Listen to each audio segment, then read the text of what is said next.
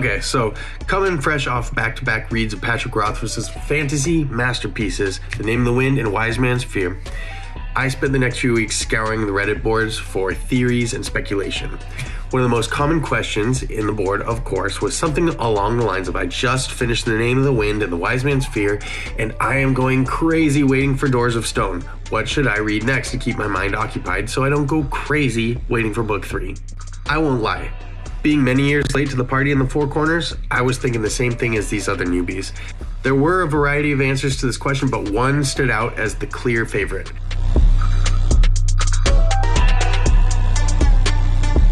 In a way, I understand how Mistborn was recommended almost invariably to fans of Rothfuss, but there's another part of me that thinks the two authors could not be more different in their approach to the same type of story.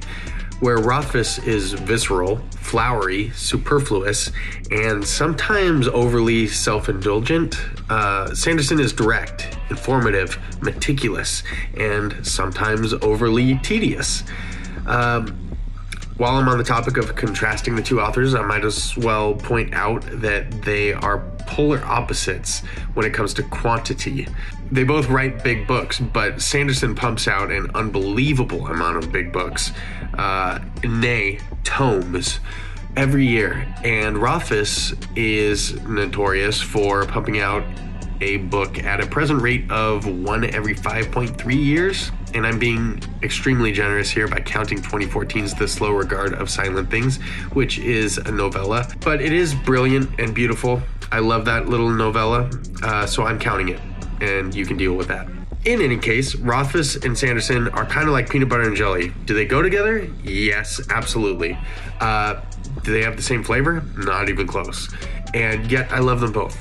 So I totally agree. Mistborn is a great place to go after reading Name of the Wind and Wise Man's Fear. If you're waiting for book 3 and need something to keep your mind off of the weight, Mistborn is the trilogy for you. But let's back up a bit to the moment I begrudgingly tore my curious and anxious mind away from the comfortable home it had made in the Four Corners and the Fae, and I embarked on my maiden voyage into the Cosmere with Mistborn, the Final Empire. I'm gonna go spoiler free for a minute here, but then I'm gonna jump into spoilers. So you're safe for now. I'll let you know when I'm gonna hit spoilers. When I first entered the world of Scadrial, a depressing world plagued by falling ash and haunted by mist, I was a bit shocked at how drawn out the plot was. This is chess, not checkers. It's The Godfather. It's not The Dark Knight. It was a little off-putting at first, but only because I had not yet experienced the extremely satisfying payoff once that slow burn hits its crescendo, then flares up, then roars, then fully explodes, and then melts everything in sight. Because that's what Sanderson does. I didn't realize it at the time, but this sort of character, plot, and world building, I can say words, world building development that under-promises and over-delivers has become Sanderson's signature brand of storytelling, and the way everything coalesces at the end into just this mind-blowing avalanche of plot and character and callbacks, everything that's been building the whole time, it all just unloads at once at the end. Satisfying is an understatement for a mind-blowing ending that just keeps going and keeps going and keeps going. That's come to be known as a Sanderlanche. For those of you who don't want spoilers, let me give you the broad overview. The Final Empire takes place mostly within the city of Luthadel, the capital city of the Central Dominance, a society which operates within a strict and harsh caste system. The Ska are mistreated, overworked, and brutally beaten down when needed, or on a whim, in order to keep them in their place. Over the Ska are the nobility, belonging to one of the 8 great houses of nobility. Ruling over all of them is the godlike and seemingly immortal Lord Ruler, who has been reigning for the past 1,000 years. The Lord Ruler's unmatched and overwhelming power is somewhat of a mystery, though he uses unnatural creatures called Steel Inquisitors, who have their own powers along with spikes driven in their eye sockets to enforce the Lord Ruler's will. Though no one is any match for the Lord Ruler, there are those who do have their own supernatural abilities, various powers fueled by burning metals. These are called Mistings and Mistborns. These abilities used to be more common, but have faded and are exceedingly rare at the time of the story's start. The nobility are descended from the Mistings and Mistborns of old. Mistings are the more common of the two, those who can utilize one of the known abilities. Mistborns are more rare and far more powerful as they can harness all of the abilities. Kelsier is a Mistborn and a Ska who has been through some of the harshest circumstances imaginable and has lost everything, yet survived despite all odds. In doing so, he's earned a reputation for himself that causes others to follow him. When we meet him, he is reunited with his old thieving crew who are loyal to him, but Kelsier is not interested in small scores anymore. After what he's been put through, he's interested in one thing and one thing only: overthrowing the final empire. This story is so much more than advertised. The plot was intricate, complex, incredibly well thought out, masterfully executed, and just a whole lot of fun. It does get a bit brutal at times, but there's little to no swearing and sexual content. Based on the level of brutal violence, however, I would still only recommend this to adults or possibly older high schoolers at the youngest. Though the entire story was very well done, and I loved all 3 books, The Final Empire was my favorite of the 3, probably due to the awe and wonder with which I entered this new world. I think that most readers would agree that this trilogy is an absolute must-read for fans of fantasy. I give The Final Empire 10 out of 10, hands down. Okay, so that's enough to give you a feel for what this book is about. Before I get into the spoiler section, I'm going to take a minute just to talk about this awesome sweatshirt that I got from Dangerous But Good. Dangerous But Good is all about faith, family, and freedom. If you're about that faith, family, and freedom, go to wearedangerousbutgood.com and make sure you enter code PSPATTON at checkout to save 10% on your purchase. So if you've gone past my spoiler warning, you've hopefully already read The Final Empire, and you don't need a recap. Let's talk about what Mistborn, The Final Empire did right and what I could have done without.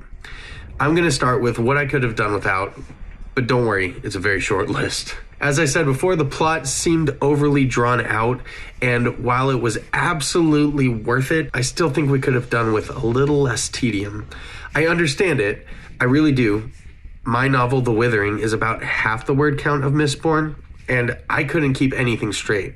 I tried very hard to make sure that I went through and took out any redundancies so that the readers never had to deal with being hammered with the same information over and over again. And it seems to me that Sanderson took the opposite approach, making sure you remember in each chapter who that person was and where Vin had met him or her and how that power works again, just in case you forgot, even though you've seen it used multiple times already. This really didn't bug me that much. It was actually quite helpful in a story with so many different moving parts and an enormous cast of characters. I actually found myself thinking maybe I need to incorporate this tactic into my own stories a little bit, though probably to a way lesser extent. So while I do feel like it could have been pulled back a little bit, I'm not mad about it. And really, that's it for the negatives. This book did practically everything right. It was absolutely fascinating. Kelsier became pretty much my favorite book character of all time, and seriously, last warning for major spoilers, I spent the entire novel thinking he was the main character, so I was absolutely rocked when he went and died on us. I don't know if it's the fact that the book opened on Kelsier, or the fact that he was the head of the whole operation and the most proficient with his powers, and perhaps it was by design by the ever sneaky Mr. Sanderson, and maybe it was just my unfamiliarity with his style of writing, but to me, Kelsier was the main character. When the Lord Ruler killed him, it was a real gut punch to Vin, the whole crew, and to me, the reader. I remember thinking, the hero just died. Now what? It didn't take long, though, for Sanderson to sell me on Vin being able to carry the rest of the trilogy. Her subsequent battle with the Lord Ruler was so exciting and incredibly well written. It quickly solidified Vin as the hero in my mind, and I loved following her for 3 enormous books. How Sanderson created so many different characters who all felt so distinct and fleshed out is going to be a matter of study for me for some time. My favorite characters were Kelsier, Vin, and Sazed. Some of my favorite moments in the entire trilogy were of Kelsier teaching Vin to use her newfound Mistborn powers. I love the way this beautiful sequence captured the thrill of those first nights experimenting with burning metals and soaring through the mists over Luthadel. There were more epic moments, there were more shocking moments, there were more powerful moments, but after reading the entire trilogy and letting it sit for some time, those moments of Vin training with Kelsier were the moments that really stuck with me. Sanderson really has a gift, and somehow he wrote those scenes in such a way that I truly felt like I was learning to use allomancy alongside Vin, to push and pull and soar over the city walls and back down with the cool mist soaring through my hair as I landed safely, burning my pewter, of course. Incredible.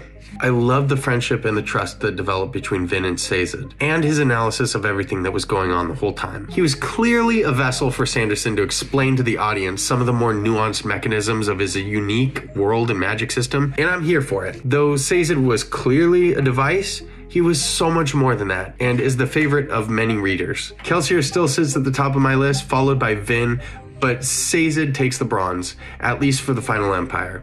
The rankings will change as I get into the Well of Ascension and we meet another favorite of mine. I'll bet you can guess who that is. I'm curious to know who guesses right in the comments. But the world is so detailed that it really makes you feel like you're there, that you can see the mist wraith churning bones in the night, or that you can feel that overwhelming pressure in your head as the Lord Ruler enters the square with his entourage. The settings were so vivid, from the bright and cheery ballroom of House Venture to the grim and dreary spires of Creedic Shaw. I have to say that the magic systems, plural, that Sanderson created for this world are so well thought out, so well executed, and just so much dang fun. The magic system for Mistborn is the gold standard for authors to attempt to live up to. I don't know if there's much else I can say about it, because this is most definitely a case of, if you know, you know. Okay, so I've blathered on and on about my favorite characters and moments of Mistborn, the Final Empire, and now it's your turn to let me know what I forgot to talk about. What were the moments that stuck with you? Which characters, places, or details did I leave out that really made this book special to you? Let me know in the comments so I can try to hit them in my next Mistborn video, where I'll review Mistborn, The Well of Ascension. Later.